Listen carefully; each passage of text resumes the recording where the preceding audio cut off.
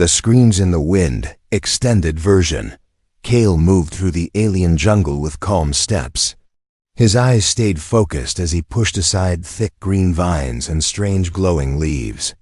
The planet had no name, only a code in his mission file. His job was simple: explore, record, report, nothing else.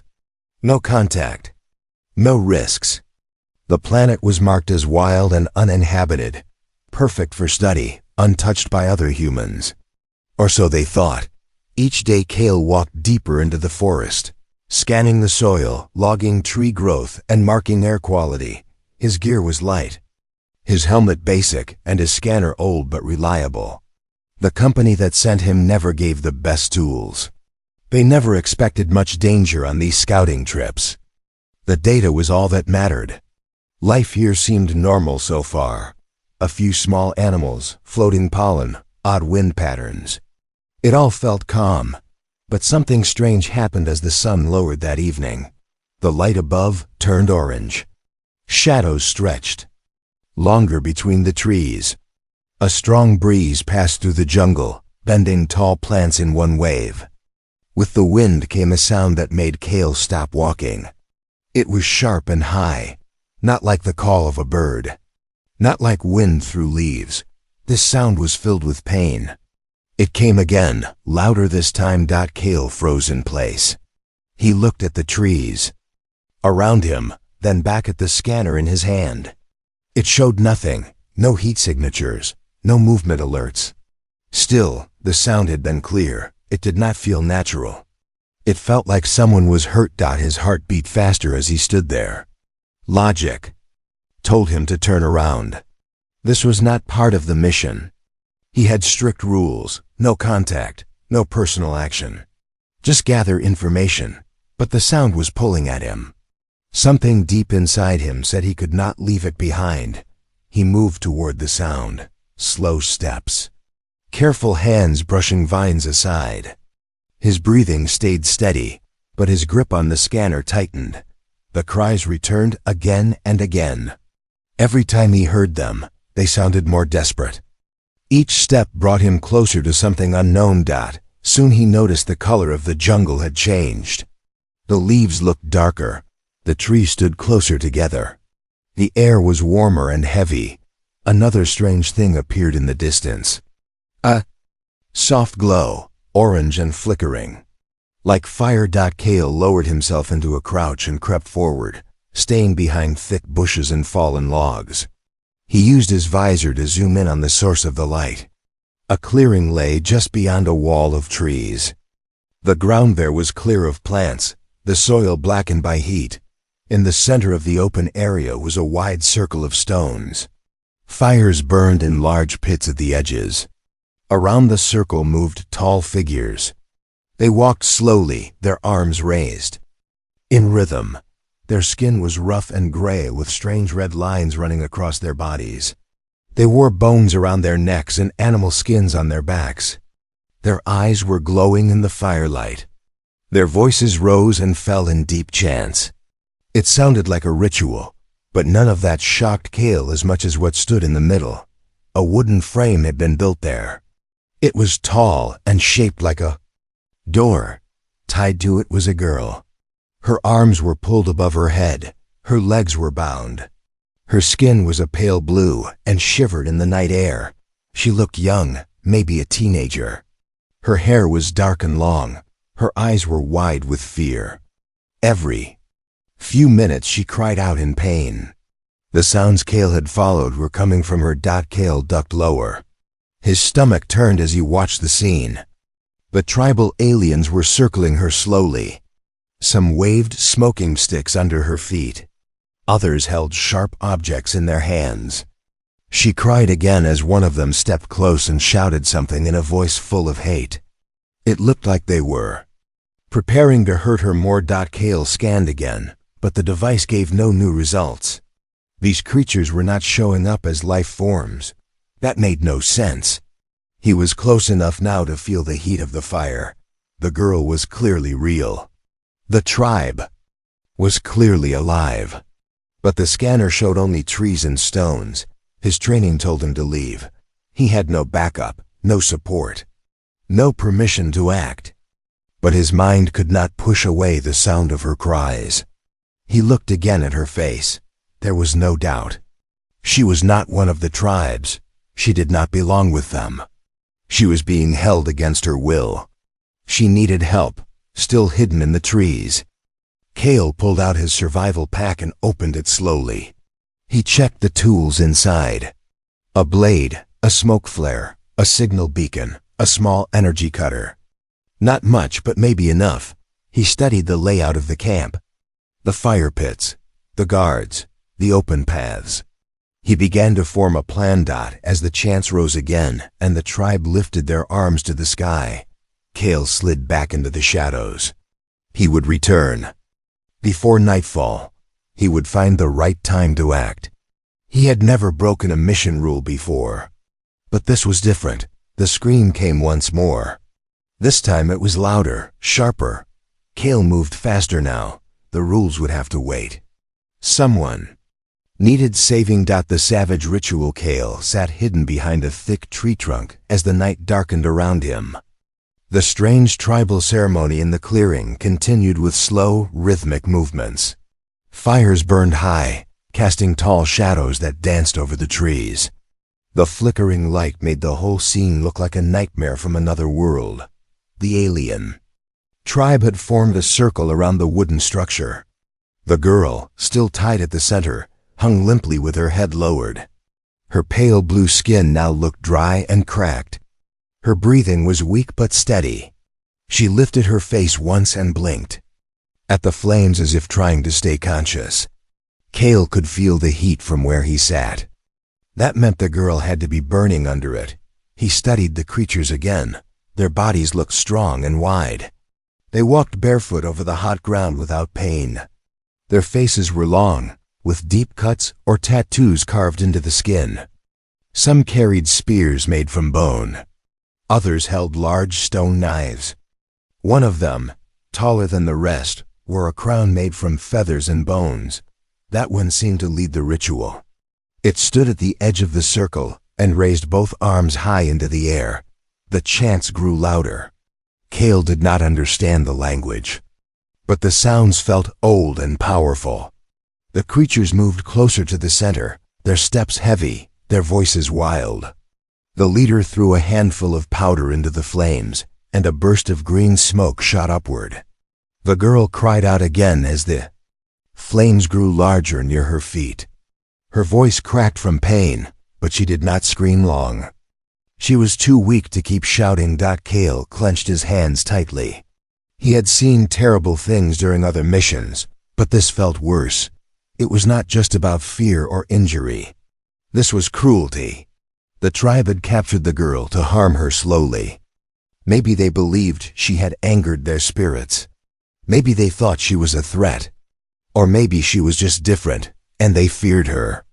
Whatever the reason, it was clear they were not going to stop until she was gone. He had no idea where she had come from. She was not human, but she also was not like the tribe. Her body was slim and delicate, her eyes large and full of expression. Her clothes were torn but looked more advanced than anything the tribe wore. She had no weapons, no tools, and no way to escape. She was a prisoner waiting for her end. Cale looked around the clearing. He marked the exits between the trees. He counted the number of tribe members. Most stood close to the fire, but a few were guarding the edges. There were too many for a fight. He would not win in a direct battle. He needed a smart plan. One chance, one quick move. He opened his survival pack and took out a smoke flare. It was small, but the cloud it released would be thick enough to blind the area for a short time. He also pulled out a noisemaker. It was shaped like a flat stone and could be thrown far before making a sharp sound. If used right, both tools could give him the cover he needed. His eyes returned to the girl. Her head now rested against her shoulder. Her body did not move. Cale felt a sharp worry rise in his chest. He had to act soon, or she might not survive long enough to be saved. One of the tribe members moved closer to the girl and raised a knife. The firelight reflected off the blade. The girl did not react. She may not have seen it. Or maybe she was too far gone to care. The tribe began to chant louder and stomp their feet. The leader pointed to the sky and shouted something deep and angry. Kale made his decision. He would not wait any longer. He slid back into the trees and moved fast but quiet. He circled around the clearing until he reached the opposite side. From there, he had a clear line to the wooden frame and the girl. He crouched and waited for the right moment. The fire burst again as more powder was thrown into it. The flames grew taller. The tribe shouted with energy. It was the highest point of the ritual. Kale took a deep breath and threw the noisemaker deep into the trees on the far side. A second later, it let out a loud crack that echoed through the forest. The tribe turned quickly toward the sound. Some ran in that direction. Others shouted warnings. The leader raised its hands and tried to calm them, but the noise had broken their rhythm. Kale used that chance. He ran from the trees with the smoke flare in hand. As he moved, he activated the flare and tossed it into the fire pit. A cloud of thick white smoke exploded upward. The tribe stepped back, confused and coughing. Kale reached the girl and cut the ropes with his blade. Her body fell forward, but he caught her before she hit the ground. She was light, too light. Her skin was burning hot. Her breathing was soft. Her eyes blinked open slowly. She looked at him with no fear, only confusion. He picked her up and turned toward the trees. A loud cry came from behind. The leader had seen him. It pointed and shouted. The tribe rushed forward, weapons raised. But the smoke still slowed them. Kale ran as fast as he could. Branches hit his arms and legs. Roots tried to trip him. He held the girl tightly, shielding her with his body. Her arms hung loose, and her head rested against his chest. She did not speak, but she was still alive. Behind him, angry cries echoed through the trees. The chase had begun. The moral line Kale moved fast through the thick jungle with the alien girl in his arms. His steps were quick and careful, but the ground was uneven. The trees were packed close together. Sharp vines hung from above, and roots tried to twist under his boots. He ducked low to avoid thick branches. The fire from the tribal camp still glowed behind him, but the voices of the angry tribe grew louder with each second. The girl in his arms stayed still. Her skin was warm and dry. Her breath came slow and shallow. Her eyes were half closed, and her head rested against his chest. She was weak, too weak to run or even speak. Kale knew she would not survive if he did not find shelter soon. He followed an old river path he had marked during his scans. It curved through the forest and led toward a rocky hill where he remembered seeing a cave. The sound of the river was close now. He could hear the water rushing over stones. He pushed forward, using every bit of strength he had left. Behind him, the tribal cries came again. This time they were closer. Some of the creatures were fast and strong. Kale could not outrun them for long. He needed to hide. He needed time to think. The girl needed help. The cave came into view.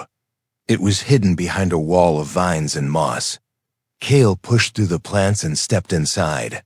The space was small but dry. The walls were rough and cold. The floor was covered in sand and dry leaves. He placed the girl down gently and looked around. The opening was narrow. It would not be easy for the tribe to follow him here. He pulled out a small energy cutter and melted a few thick branches across the entrance to block the way. Inside the cave, the light was dim. Kale switched on a small lamp from his pack and placed it on the ground. The soft glow lit the walls. And the girl's face. Her eyes blinked slowly. She looked around with confusion. She tried to sit up, but her arms gave way. Kale held her steady and spoke in a calm voice. He told her that she was safe now, that the tribe could not reach them here. that he would not hurt her. She stared at him in silence, but her breathing slowed a little. He opened his water supply and gave her a few sips. She drank with weak hands and closed her eyes again. Kale sat beside her and looked at his scanner. It still showed nothing. No signs of the tribe. No signal from his ship. No help. He was alone on this wild planet with a life in his hands. He leaned against the cave wall and closed his eyes for a moment. His mind was full of questions. Why had the tribe captured her? Who was she? Where had she come from? She was not human, but she was intelligent. She had emotion in her eyes. She had fear in her voice. She had pain on her skin. No wild creature. Looked like that Kale had trained for many years. He had learned rules and followed orders. Never interfere. Never break protocol. But now, sitting in this dark cave with a wounded girl beside him, those rules felt cold and empty. He watched her sleep. Her breathing was still soft. Her skin had started to glow faintly again. A soft blue light spread across her hands. He touched her wrist gently. The skin was healing slowly. It was not normal healing. Something inside her body was repairing the burns. Kale remembered stories from old explorers. Some alien races had inner energy that helped them survive in harsh places. Maybe she had something like that. Maybe it was saving her now. Hours passed slowly. The night outside grew quiet. The tribe had stopped shouting. The jungle had gone. Still, Kale stood and checked the cave entrance. The branches were still in place. He listened for movement, but heard nothing. For now they were safe. He turned back to the girl. She had opened her eyes and was looking at him. She lifted her hand weakly and pointed to herself, then made a small symbol in the air. He did not understand it, but he saw her trying to speak without words. He nodded and smiled. He pointed to his own chest and said his name. She tried to repeat it, but her voice was dry and rough. Still, she smiled back. It was a weak smile, but it was real. In that moment, Kale felt something shift inside him. He was no longer just a scout on a mission. He was a protector, a friend. He had crossed a line, and he had no regret. He opened his communication kit and began to prepare a signal. He would send a message to orbit. There was a chance another ship would hear it. Maybe a rescue team could come. Maybe someone from her people was searching for her. He did not know. But he had to try. As he worked, the girl moved closer and touched his hand. Her eyes were filled with calm now. She trusted him. She knew he had saved her.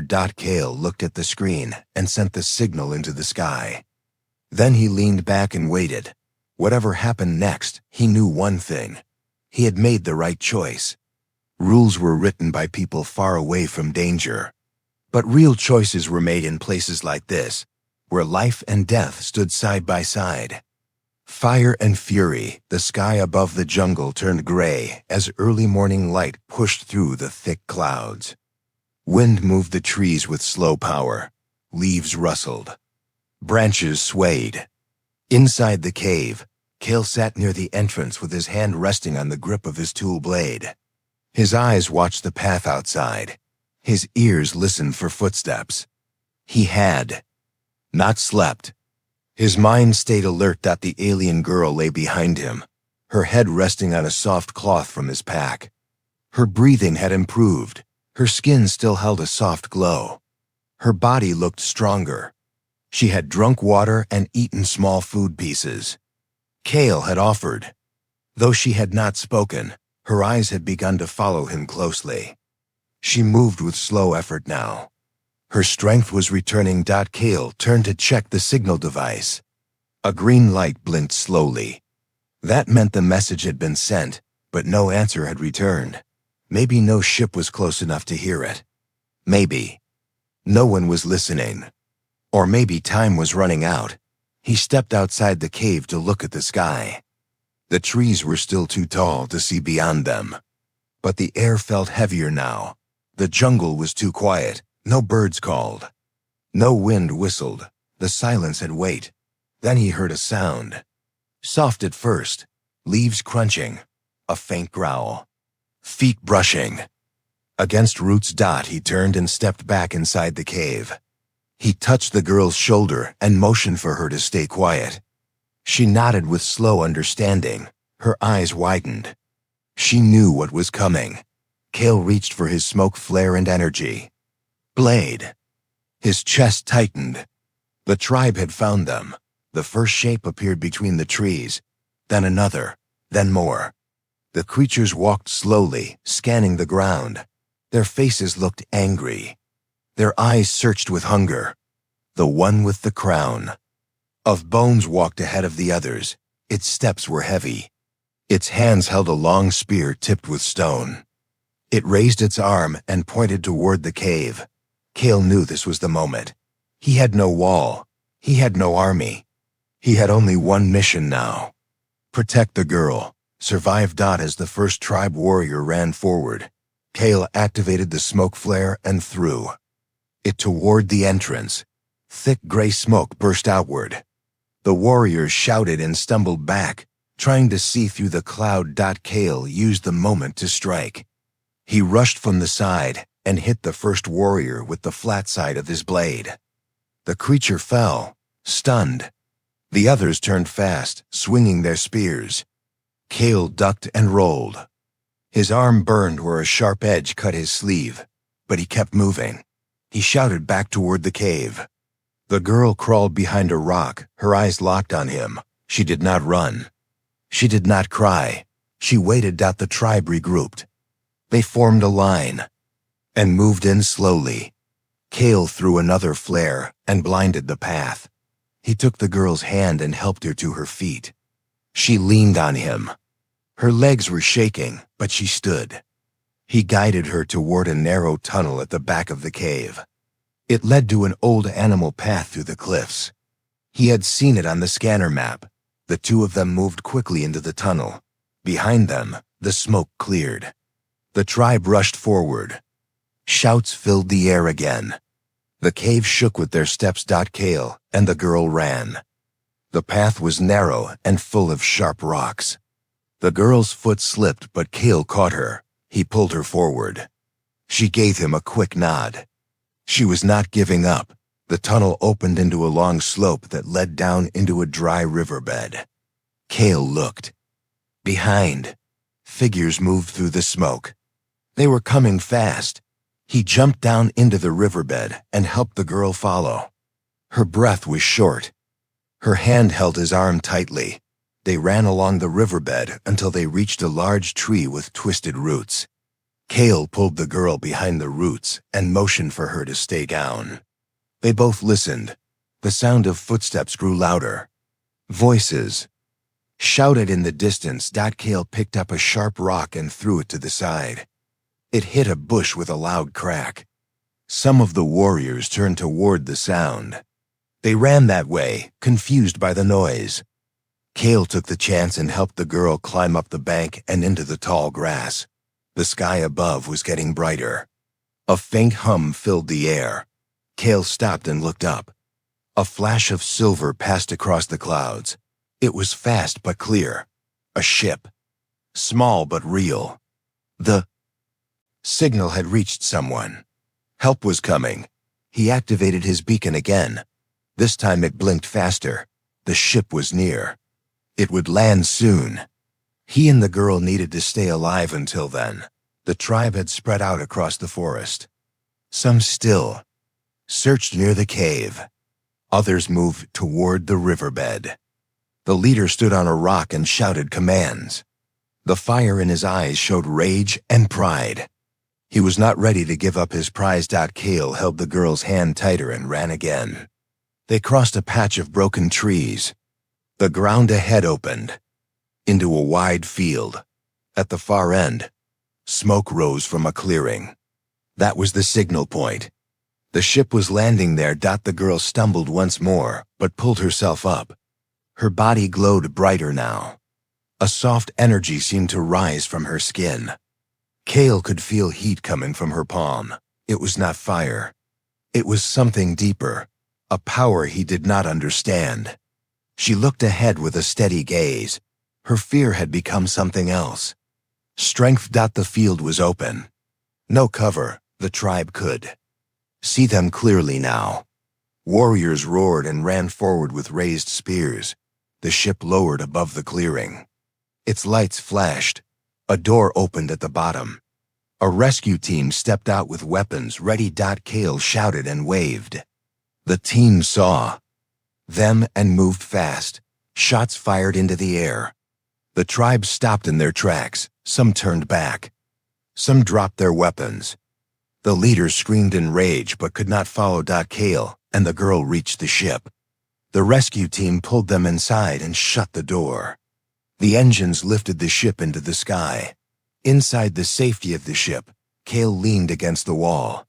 His body ached, his skin was bruised, his clothes were torn. But the girl sat beside him. Alive, safe, free. He looked at her one more time.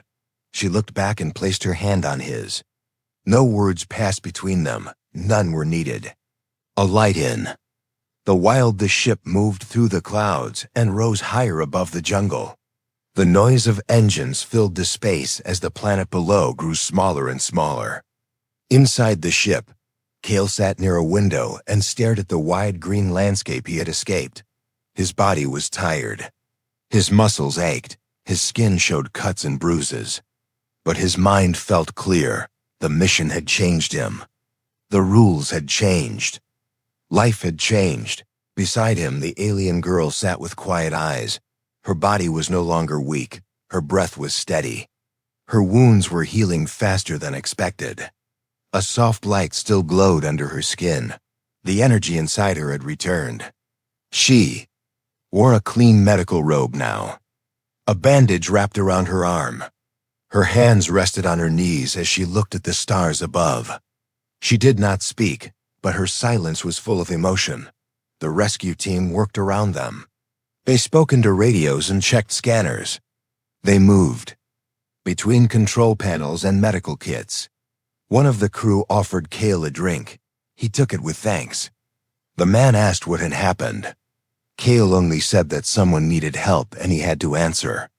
The crew member nodded with quiet respect and returned to his station. The ship reached the outer orbit and connected with a larger base station. It docked with smooth precision. A group of doctors and scientists waited inside. They stepped forward. As the doors opened, Kale and the girl walked out together. The crew explained the situation.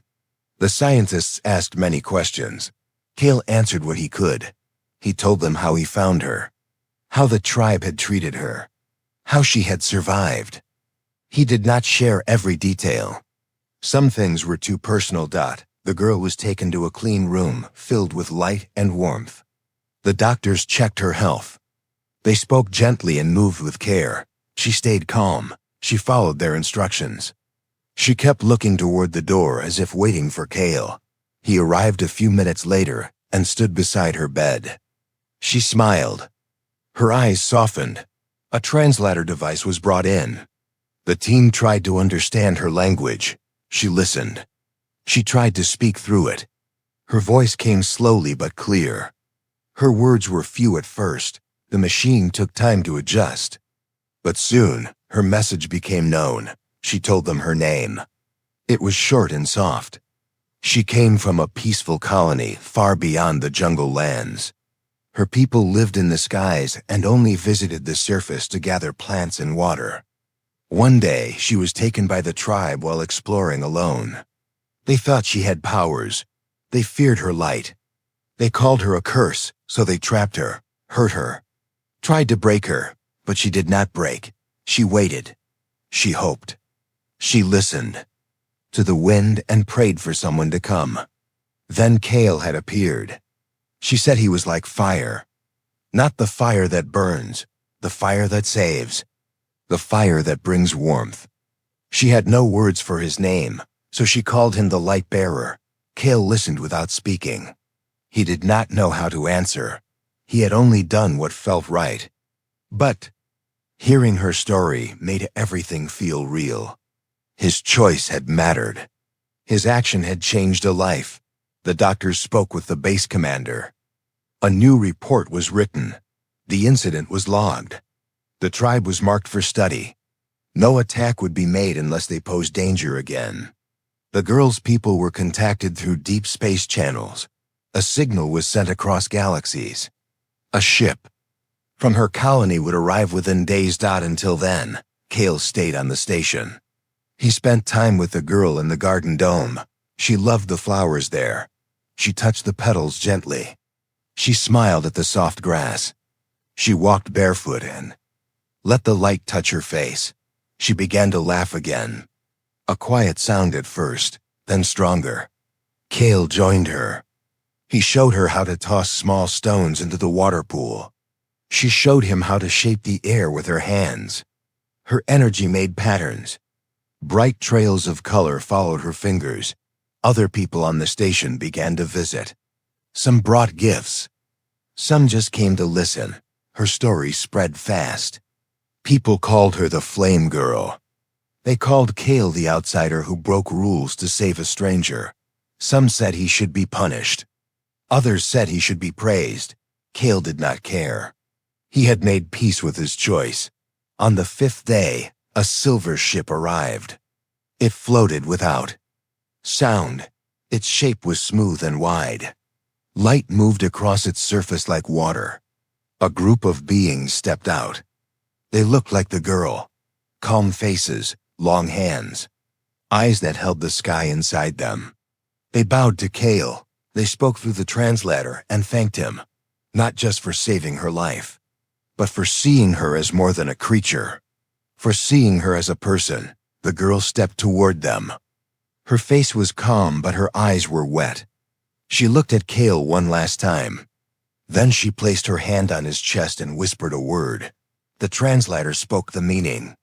The word was home. She turned and walked with her people. The ship rose into the air and vanished into the stars. Kale stood in the garden long after they were gone. The sun above the dome warmed his face. He felt the soft wind pass by. His heart was full. He had come to this planet for data, for work, for quiet study. But he had found something greater. Not treasure, not knowledge. He had found connection, and he knew deep in his soul that no rule was more important than that. The end.